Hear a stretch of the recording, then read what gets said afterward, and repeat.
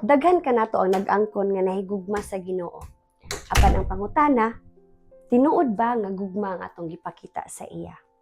Here are 7 signs that you truly love God. Number 1, you obey Him. Ang tinuod nga pagigugma sa Ginoo makita sa imong pagtahod ug pagsunod sa iyang mga sugo. Dili ka ganahan nga ma-disappoint siya. Like Jesus said in the Bible, if you love me, keep my commandments. Number 2, you spend time with Him. Nagahin ka og panahon sa pag-ampo, pagbasa sa Biblia ug pamalandong sa iyang mga pulong. Imong tinguha nga ang iyang presensya, magapabilin kanunay sa imong kinabuhi. Number 3, you trust Him.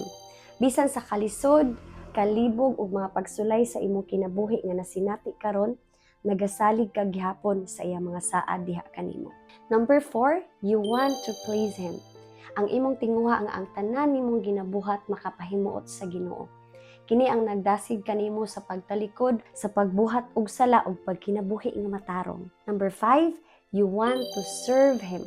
Gamito nimo ang imong oras, kwarta, talento ug kusog sa pagpasidungog sa iyaha. Ang imong kinabuhi nahimong usa ka buhing halad para sa Ginoo. Number 6, you are proud of Him. Gusto nimong ipahibalo sa tibuok kalibutan na siya ang tinubdan sa imong kalipay, kalinaw ug kabag-uhan. Ang imong mga pulong, buhat ug kinaiya nagpakita kung kinsa si Kristo sa imong kinabuhi. And number 7, you live for Him.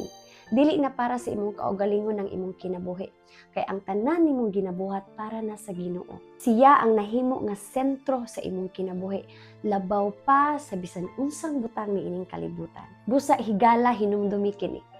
Ang paghigugma sa Ginoo dili lang pinaagi sa pulong, kundi makita sa imong buhat, mga pagpili ug pagkinabuhi sa matag adlaw. Kini nagpamatuod nga siya imong tinuod nga gihigugma. Thank you for watching. God bless you.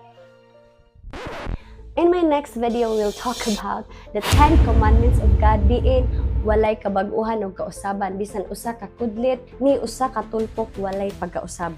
Kay kini mao di ay ang sumbanan diin nahigugma ta sa Dios og ang Ginoo nakaila nimo og kanako og kita usab nakaila kanimo.